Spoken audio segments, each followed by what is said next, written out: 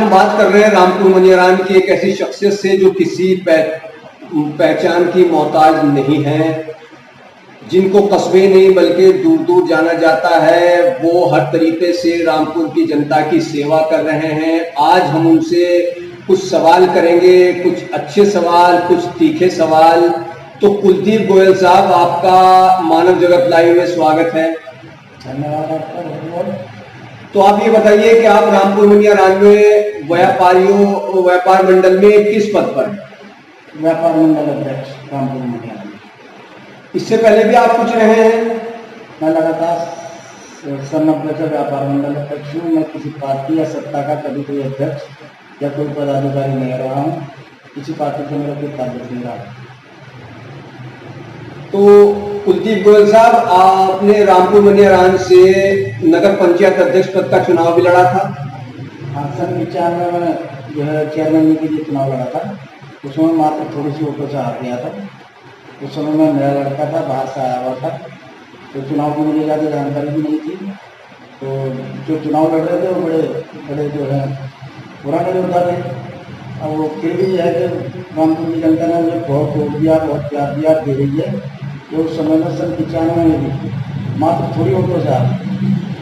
तो उसके बाद फिर क्यों नहीं लड़े? उसके बाद मेरा एक नंबर आया तो सामान्य सीट का, तो मैं वहाँ सहारनपुर चला गया।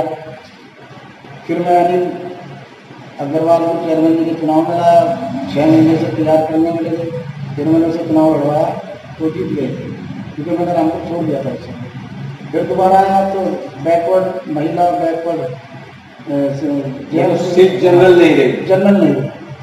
अगर सीट जनरल होती है तो फिर चुनाव लड़ेंगे। अभी देखो, अगर रामपुर की जनता कहेगी, वैसे मेरे खिलाफ कोई इच्छा नहीं है कि मैं चुनाव लड़ूँ, क्योंकि मुझे सेवा करने में मजा आ रहा है। सेवा मेरा धर्म है और ये मेरी पूजा है। मैं इसी पे चल रहा हूँ सन 90 से। अच्छा, रामपुर मनियाराम में व्यापारियों के नेता है, व्यापार मंडल के अध्यक्ष हैं, एक लंबा आपका कैरियर रहा है व्यापार से जुड़ा हुआ। तो आपने व्यापारियों के लिए रामपुर मनियाराम में ऐसा कौन सा काम किया जिसे उल्लेखनीय कहा जाएगा? देखिए, मेरे व्यापारी को आज तक किसी अधिकारी या कर्मचारी या किसी तरह की कोई दिक्कत नहीं आई। अभी तक हमारा व्यापारी, सामान्य व्यापारी जो बड़े व्यापारी हैं वो तो सभी कुछ जानते हैं। बाकी जो सामान्य व्यापारी है मीडियम, उसे सेल टैक्स, इनकम टैक्स का भी ज्ञान नहीं है। ये सबसे बड़ी उपलब्धि है हमारे बाजार की, कि वो किसी को कोई डर ही नहीं है, उन्हें कोई चिंता नहीं है। वो अधिकारी ने कभी किसी मेरे दुकानदार को तंग नहीं किया।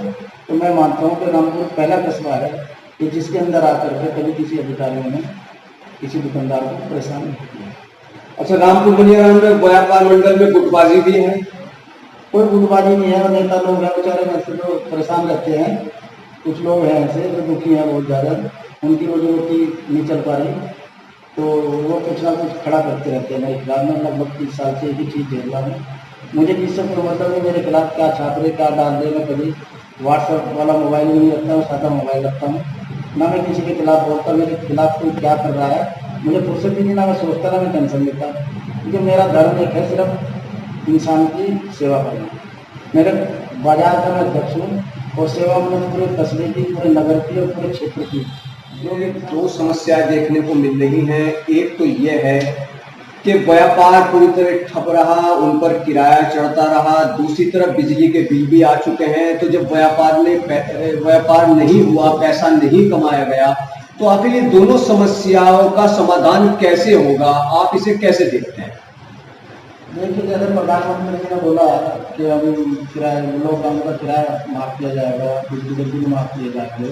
लगभग 1 महीना हो गया मैंने भाषण दिया था और अपने मुँह से कहा था कि ऐसा होगा, मगर अभी तक ये मार्केट के अंदर कहीं भी जोरों शोरों से बात नहीं आई। अभी जैसे दुकानदारों के अंदर ही चर्चा होगी तो उनसे जो है मुद्दों को उठाएंगे। तो उच्च अधिकारियों से मिलेंगे? हाँ, उच्च अधिकारियों से मिलेंगे। दोनों मुद्दों को लेकर? दोनों मुद्दों को लेकर के चलेंगे, क्योंकि अभी तक लोग बात में उसमें गहना गहने में लगे हैं, जान बचाने में। अभी दोनों मुद्दों पर क्या चाहते हैं, क्या होना चाहिए? देखिए, जब प्रधानमंत्री जी ने कहा है कि हम किराया माफ़ होगा, तो किराया माफ़ होना चाहिए। क्योंकि पहले तो बिजली का बिल बिल माफ़ होना चाहिए। तो प्रदेश सरकार कितने महीने का? 3 महीने का बोला था उन्होंने। 3 महीने का माफ़ होना चाहिए। मतलब जैसे स्कूल फीस माफ कर दी गई बहुत जगह, उसी तर्ज पर ये माफ होना चाहिए। हाँ, बिल्कुल माफ होना चाहिए। जब प्रधानमंत्री देश के वरिष्ठ नागरिक हैं तो उन्होंने अपने मुँह से बोला है, स्पीच दी है, तो ये बिल्कुल प्रदेश सरकारों को माफ करना चाहिए। तो आप ये मुद्दा कब से उठाएंगे? जैसे ही बीच में बातें आएंगे, अभी 2 महीने हुए हैं, तीसरा महीना पूरा होने के बाद देखते हैं, व्यापारी हमारे पास आएंगे, मीटिंग करेंगे आपस में, और उसके बाद किराए की भी, बिजली की बिल की भी दोनों बात करेंगे। तो कुलदीप गोयल साहब, आप ये बताइए कि रामपुर में जो व्यापारी वर्ग है उसकी प्रमुख समस्याएं क्या हैं?